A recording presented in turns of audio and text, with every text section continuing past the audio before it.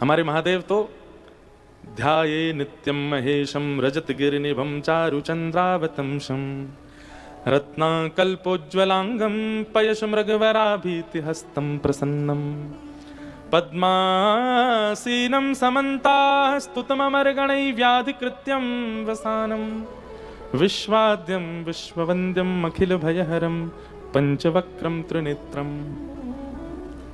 महादेव का श्रृंगार दर्शन कीजिए। आज थोड़ा महाशिवरात्रि है, शंकर जी के विषय में कुछ भाव आ रहे हैं। कहूं द्वितीया का चंद्रमा धारण करते हैं महादेव। क्यों? चंद्रमा की कलाएं बदलती हैं। द्वितीया का चंद्रमा सबसे छोटा चंद्रमा होता है। आप लोगों को जानकर के आश्चर्य होगा, अगर कोई व्यक्ति हर महीने के शुक्ल पक्ष की द्वितीया के चंद्रमा का दर्शन करे, और उसमें भी उसका नियम है शाम होने के बाद, रात्रि हो जाने के बाद में स्नान करे, स्नान करने के बाद शुद्ध वस्त्र पहने, श्वेत पुष्प लेकर के, दूध लेकर के, और बढ़िया एकांत में जाए, छत पर एकांत, बिल्कुल कोई साथ ना हो, मौन रहे, और द्वितीया के चंद्रमा का दर्शन करने के बाद नीचे ही अर्घ प्रदान करे दूध की, उसके बाद पुष्प प्रदान करे, अक्षत प्रदान करे, तत्पश्चात आरती करे, और आरती करने के बाद जो भी आपका गुरु मंत्र है, या जो भी आपका इष्ट मंत्र है, या जो भी स्तुति पाठ आपको आता है, महादेव का चिंतन करके द्वितीया के चंद्रमा का अपलक नेत्रों से दर्शन करना है, बहुत भाव से। अगर कोई व्यक्ति हर द्वितीया के चंद्रमा की इस प्रकार आराधना करके नित्य दर्शन करता है, तो एक दिन करते करते करते द्वितीया के चंद्रमा में ही, वो द्वितीया का चंद्रमा इतना दिख रहा है, बाकी का काला आकाश, एक दिन करते करते करते ऐसा होगा कि द्वितीया का चंद्रमा शीश पर विराजमान, और वहीं से ही मुखमंडल और महादेव का सर्वांगण विग्रह का दर्शन होगा। द्वितीया के चंद्रमा आकाश में है, इसका मतलब महादेव बैठे हैं। बस अपनी शुद्ध आराधना से, भावना से कोई दर्शन करे। चंद्रमा ने कहा कि नाथ, संसार के लोग बड़े स्वार्थी हैं, मेरे पूर्णिमा का दर्शन करते हैं। महादेव बोले, संसार को पूर्णिमा का दर्शन करने दो, हम तुम्हारे ऐसे रूप को धारण करेंगे जो सबसे सूक्ष्म है, द्वितीया। उस चंद्रमा को ठाकुर जी अपने महादेव शीश पर धारण करते हैं। दूसरा विशेषता महादेव की, नीलकंठ। ना तो जीव पर विष धारण किया है। क्यों?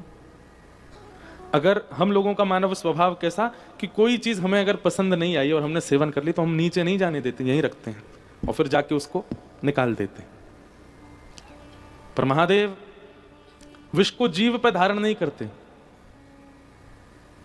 और इतने भोले हैं कि निकाल क्यों नहीं रहे? बोले विष का क्या दोष बेचारे का, इसको कोई नहीं लेता, लो हम तो लें इसको। मतलब उस पर भी दया आ रही है कि इसको सब दूर भागते हैं, विष का नाम सुनते ही सब छोड़ देते हैं इसको। अब ये मुख में आ गया है, जीव पे हम इसको धारण कर नहीं सकते, क्योंकि इसी जिह्वा पर राम विराजमान है, मेरे इष्ट विराज रहे हैं, उस जिह्वा पे विष नहीं रह सकता। कंठ से नीचे लेने लगे तो मन में विचार करने लगे, जो राम जिह्वा पे वो चित्त में भी है। अपने इष्ट जहां विराज रहे हों वहां पंचामृत से अभिषेक करना चाहिए, दूध, घी, दही, शहद आदि से अभिषेक करना चाहिए। हमारे चित्त में राम जी विराज रहे हैं, हम कंठ से नीचे विष लेंगे, मतलब विष से अभिषेक होगा इष्ट का, इसलिए भीतर भी धारण नहीं किया। कहां अवस्थित कर लिया? कंठ में। ना निगल रहे हैं, ना निगल रहे हैं और ना उगल रहे हैं, मध्यस्थ में यहां धारण करके रखा है। एक बहुत बड़ा द्योतक है इस बात का कि महादेव कहते हैं संसार के जितने भी भोग विलास हैं उनको ना तो जिह्वा पर रखो और ना उदर तक जाने दो, क्योंकि कई ऐसे विषय हैं जिनका सेवन आपको करना पड़ता है। कंठ तक ही स्थिर रखो, ना जिह्वा पर आने दो और ना अंतस्थ में प्रवेश करने दो,